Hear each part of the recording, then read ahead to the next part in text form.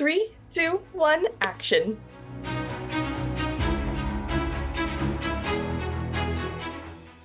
Welcome back to episode 6 of As Seen on Screen. I'm Nicole.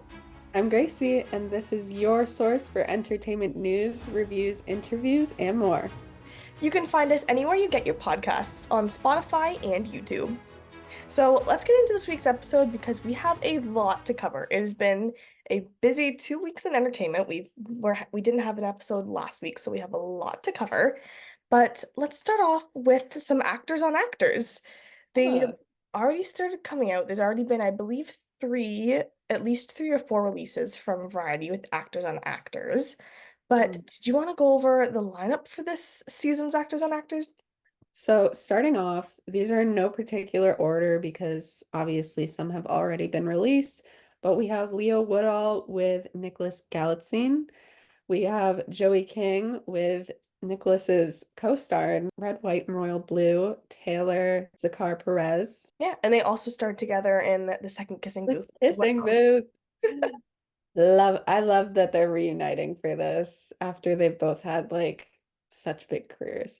I know, I'm really excited to see what their conversation is going to be like. It's so funny though because they've still like stayed in contact. So this for them is probably just like another chat. Yeah, probably like grabbing coffee, catch. Yeah, literally. We also have Quinta Brunson and Jennifer Aniston.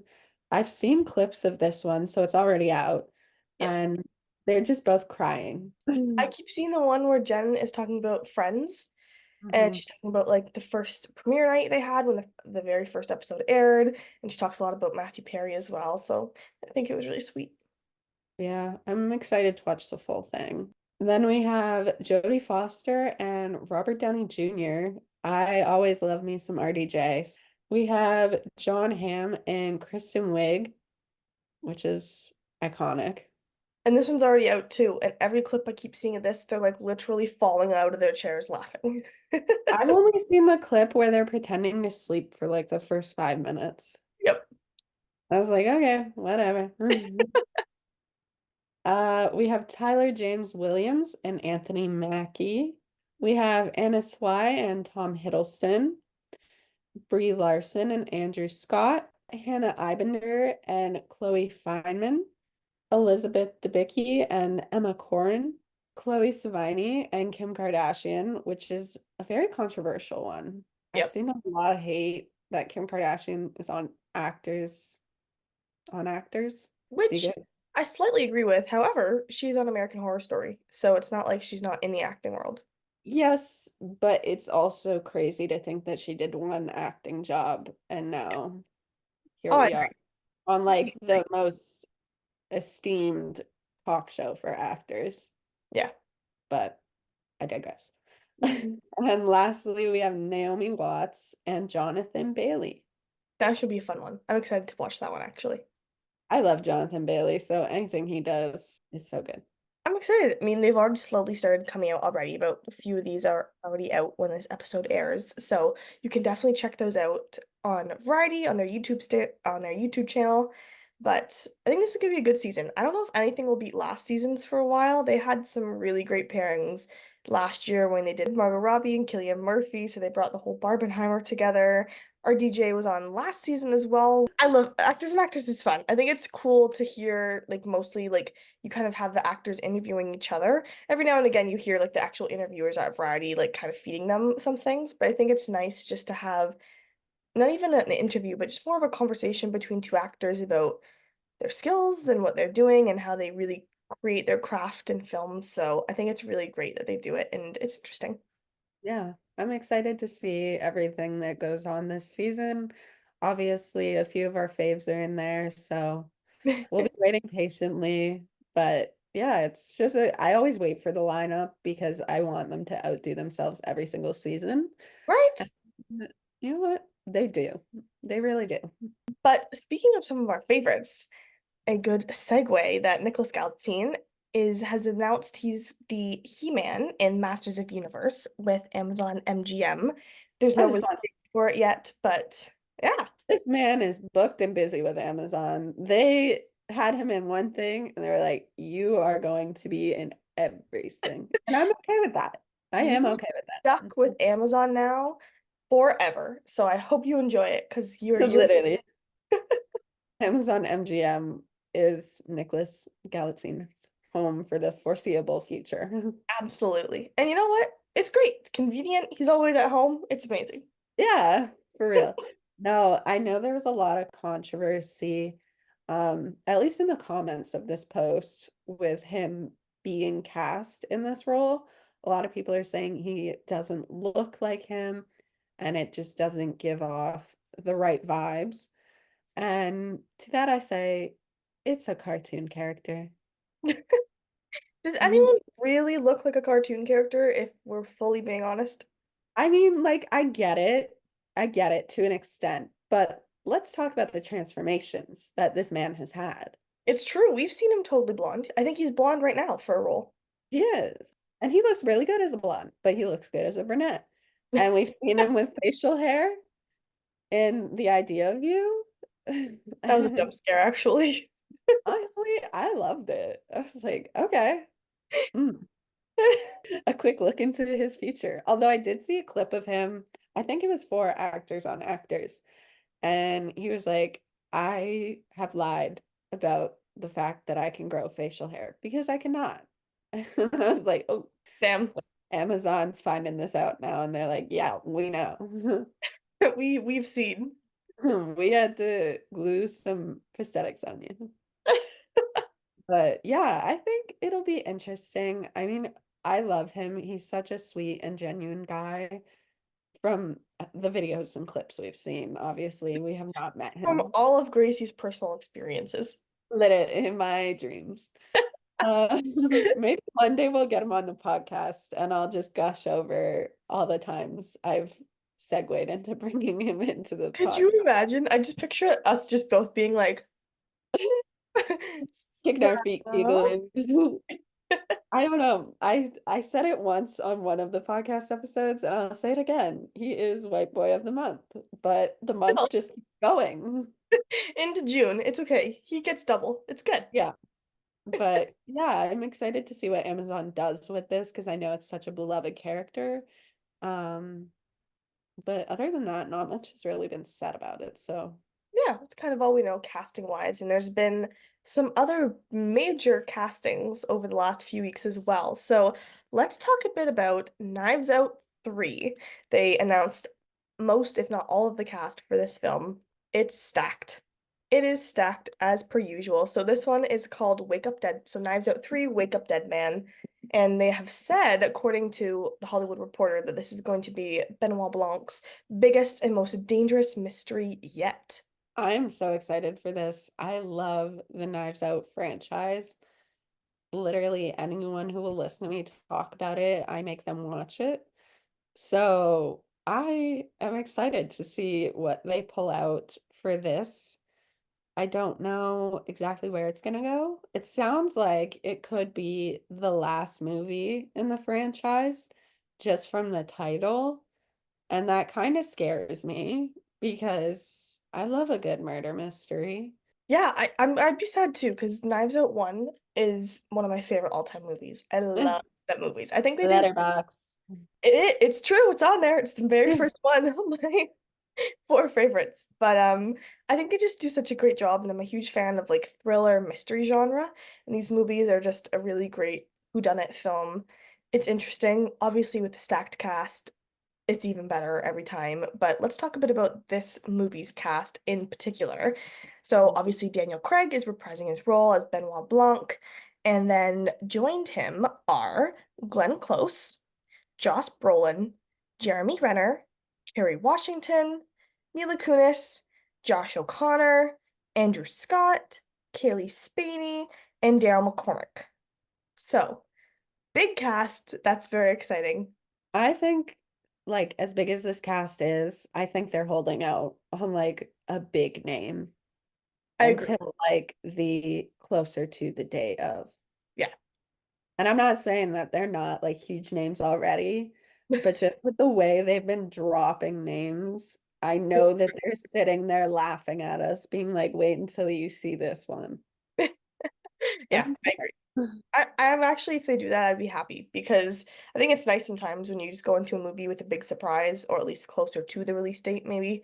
But Could you imagine if they just didn't tell us who the big person was and then you walk into the movie or watch it on Netflix and you're like, oh, damn. damn, they did that. But the film is currently in production. They just started. Kaylee Spaney posted a little teaser of her on our story. I'm excited. Yeah. I'm excited for the sole fact I don't know what it's about yet. Like just the title alone really makes me want to know what the synopsis is, but we know nothing. But yeah, the Hollywood Reporter also linked a little teaser video on YouTube, and it's Daniel Craig's character, Benoit Blanc, saying in a voiceover, "In the beginning, the knives came out, then behold, the glass was shattered." He continues to say, "But my most dangerous case yet is about to be revealed." So I thought that was a funny play on words that they had there. Obviously, the glass was shattered is pointing to the second film, Glass Onion. So I'm excited. Yeah, I was glad to see this is coming back. Like a lot of films we talk about a lot on this podcast, that there's just so many prequels, Remakes. sequels, and remakes going on. But this is one franchise that I'm happy to see another installment of. So it'll be good. It's also it's also so original. Like It is. obviously not the whodunit being original, but it's a movie that hasn't been made before. And yes, it does have a sequel and now a third film, but they're keeping it fresh and it's not the same thing over and over again. Absolutely. And besides Daniel Craig, it's an entirely new cast every movie. So I love what they do with these films. I think it's a great idea. And I think a lot of people love it. It'd be kind of iconic if Chris Evans came back in his white knit sweater.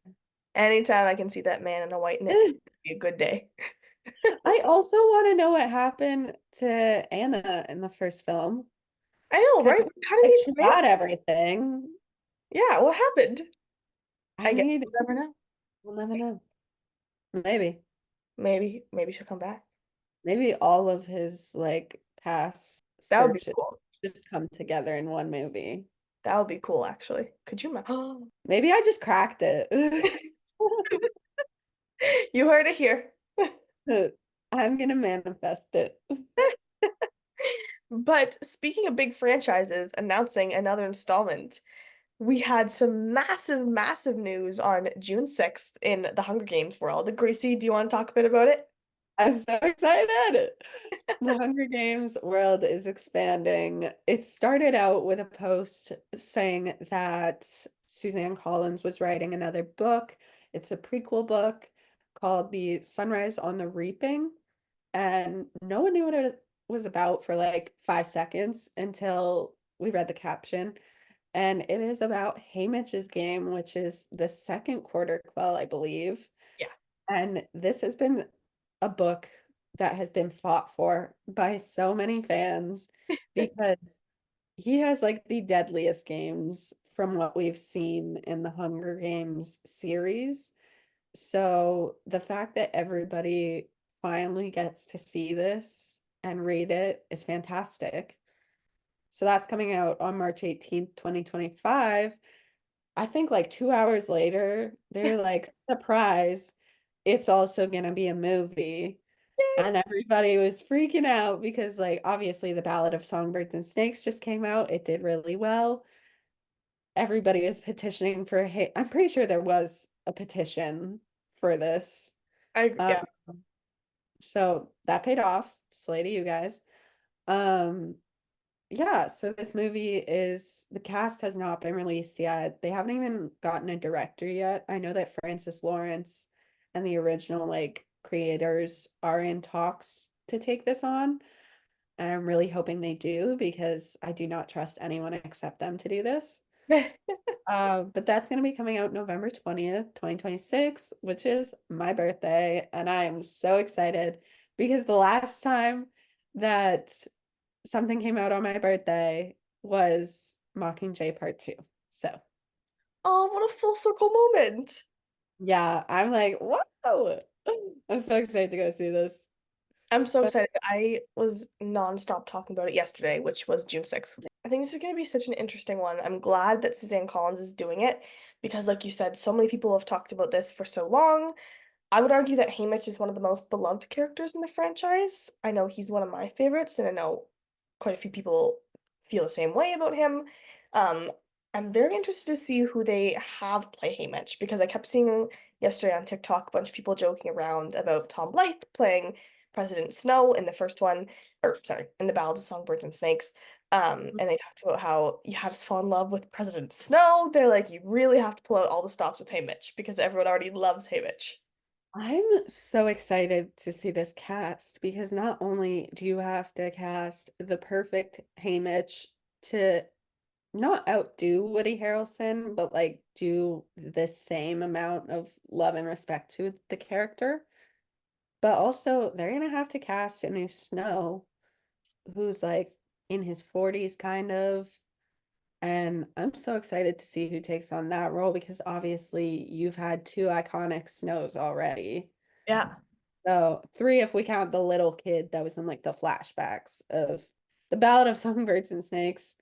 Um, but I think it's just such a tough thing to find the perfect person. And I'm kind of upset that Woody Harrelson isn't going to be in it, although that's not confirmed. We were talking about the fact that it could be like flashback type thing. But yeah, I'm excited to see who gets to take on all these iconic roles. I agree. It's hard to imagine Haymitch as anyone else but Woody Harrelson. I think he does such a phenomenal job with the character, so I'm very eager to see who they bring on and to see what it's like. But I'm just very excited. I love the Hunger Games. But speaking of the Hunger Games universe, another great segue is that Tom Blythe was announced in a new role on June 6th as well. He's joining Okay. Sophie Wilde. She's also been cast in the Watch Dogs adaptation film. So, not much has been said about that to my knowledge, but I think that it's going to be a good film. Tom Blythe has been booked and busy between Billy the Kid, The Hunger Games, and this. So, I'm excited to see his range.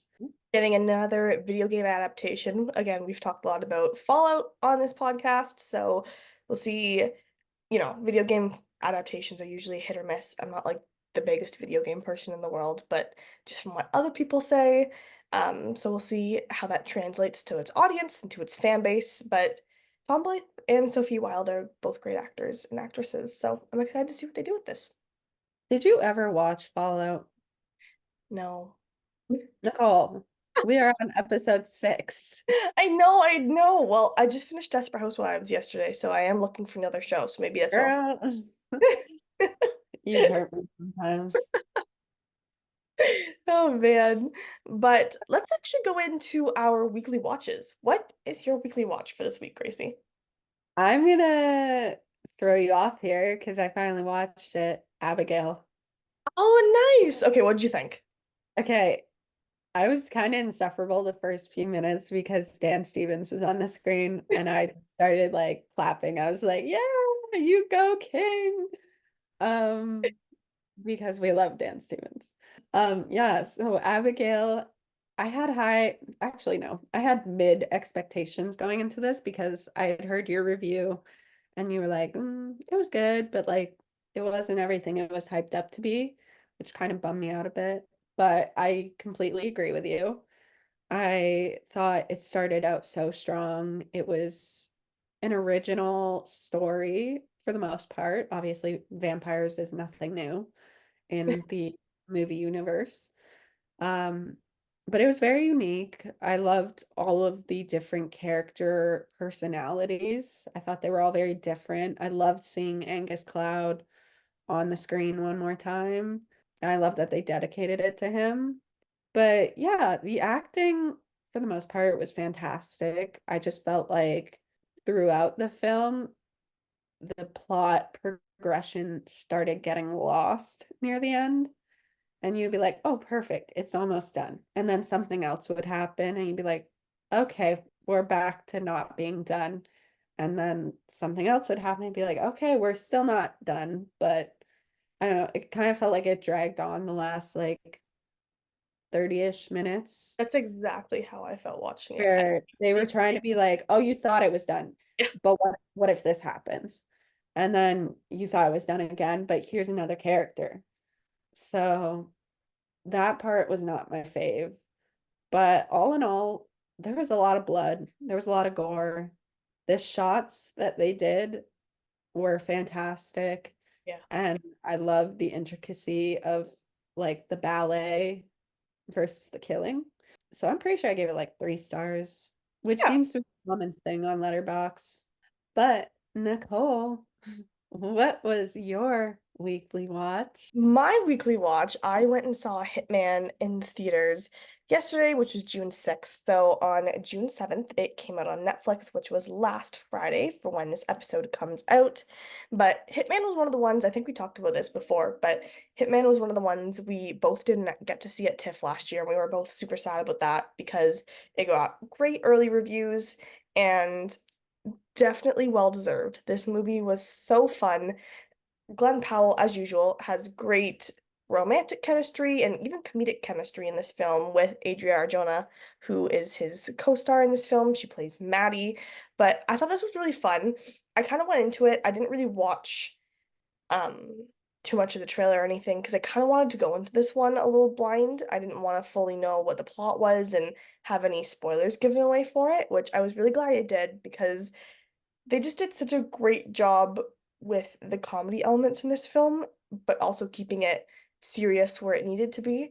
And I thought it was really great. It's funny, it's sexy, there's a lot of romance as well with the two starring characters. So I love this movie. And I think I gave it a 4 for like on Letterboxd. So give it a 4, which I'd be willing to give it a 4.5. I feel like I actually want to give it more of 4.5. But it killed me every time Glenn Powell came onto the screen in a new disguise.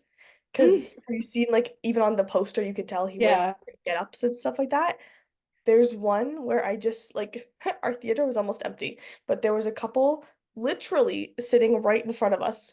My mom and I were the only ones in the theater, and then this couple came in, and when I tell you they sat right in front of us, the two chairs right in front of us, I'm like looking around, I'm like, okay, that's cool. literally one of my pet peeves at a movie theater. If it's a near empty movie theater, you have so many seats to choose from. So many. And like even if you bought like because with Cineplex you have to choose your seats when Yeah. you buy the tickets, but when you bought them, you could tell that this theater was empty and you sat right in front. Anyways, sidebar, but it was just funny because one of his outfits, I think one of the last like costumes he gets into, it's like a short bob of red hair. Yeah. And I'm like, what is happening? It was just so Who funny. is this man? Yeah. But yeah, he killed it. He has such a great range as an actor, Glenn Powell. Like even within a movie, he had such great range.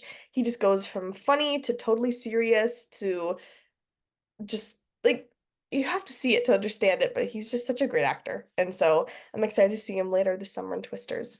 Well, I know you were kind of stressed about this next part, but what was your song of the week, Nicole? Yes, you know, I always stress over my song of the week because I listen to so much music constantly where I'm like, there's not really one song. But this week, that's actually not true.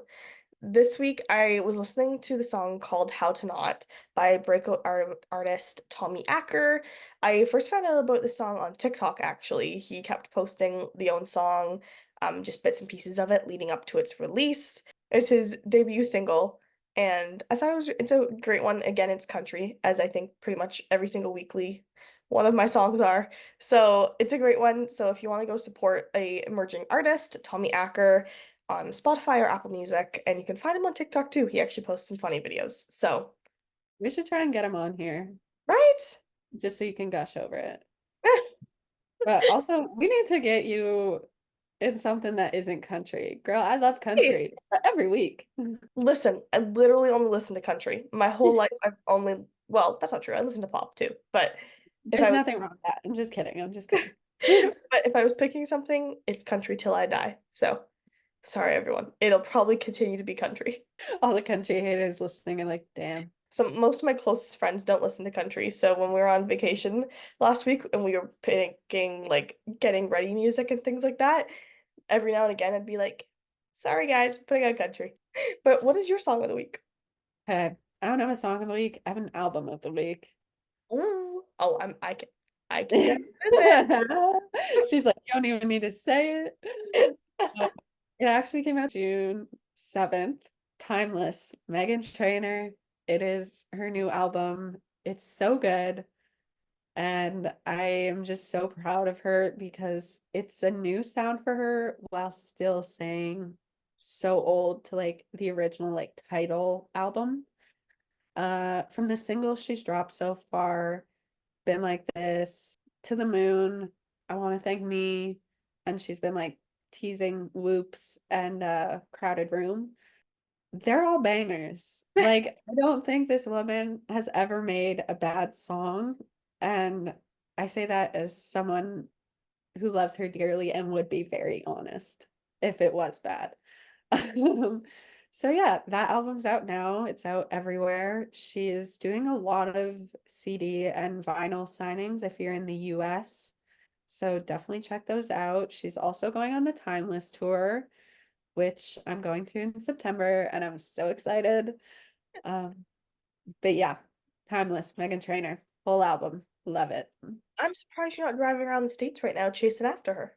I'm literally so upset because all of my friends are all my Megatron friends, who is her fandom name, are in New York right now at the Today Show watching her because she is doing a concert there, and I couldn't get time off work. So I'm here working and doing this podcast while they're all enjoying time with Megan Trainor, and I'm super jealous, but I'm also living vicariously through them.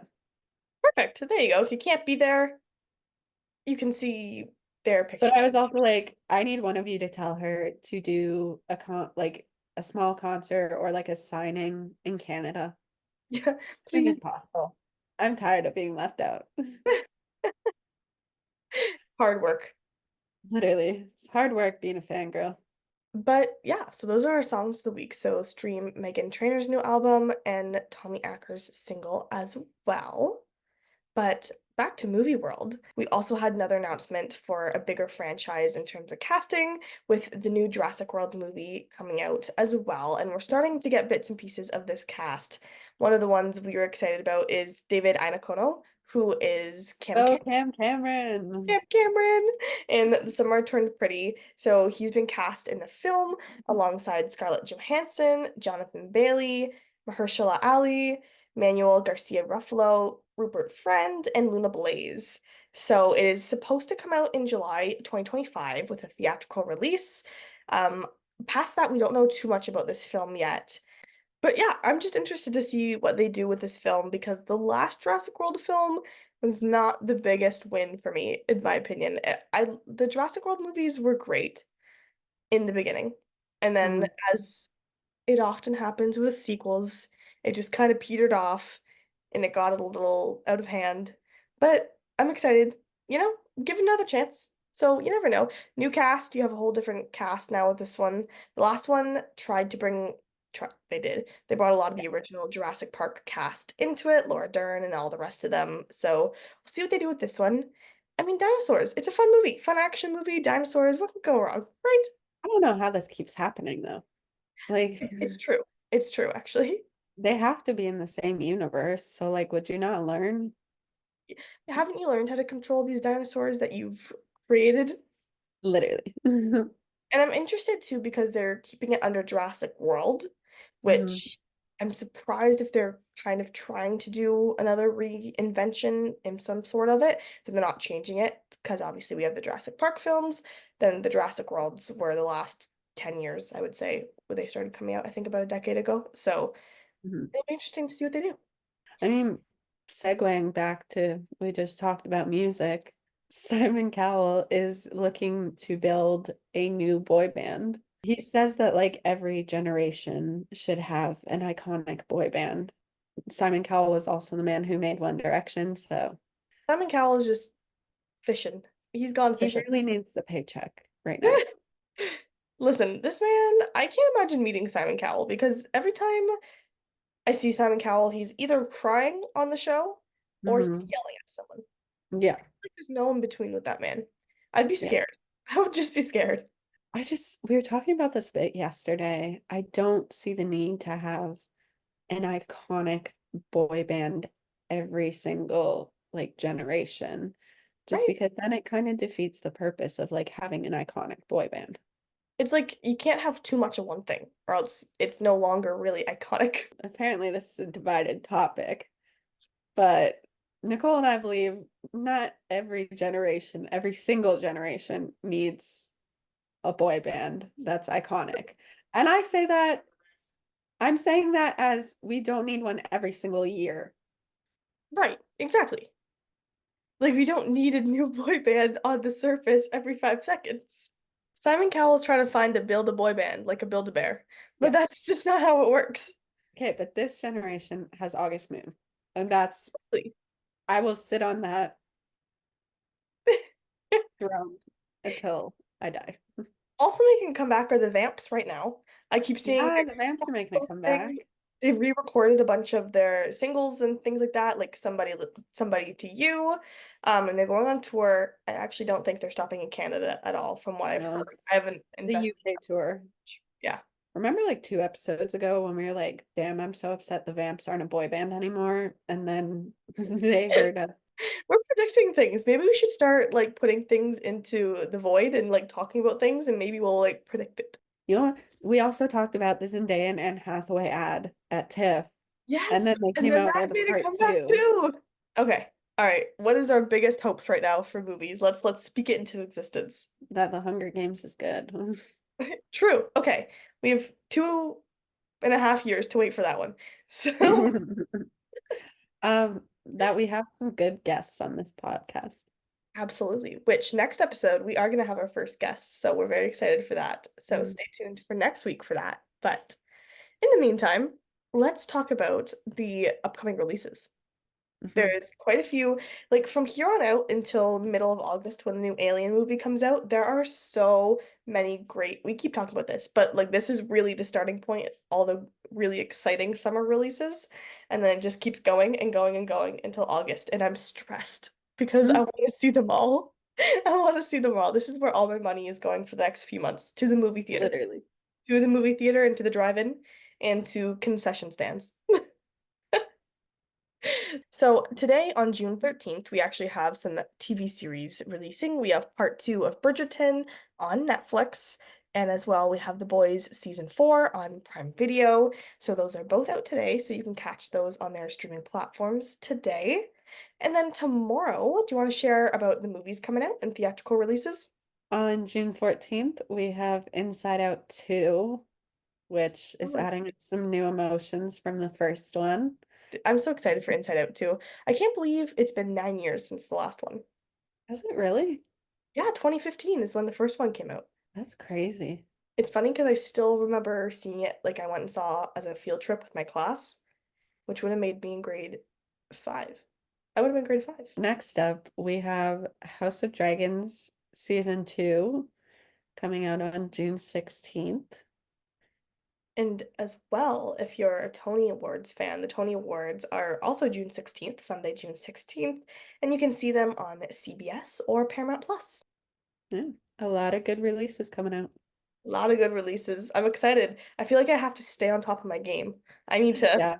consistently every weekend see the new releases or else I'm gonna fall behind.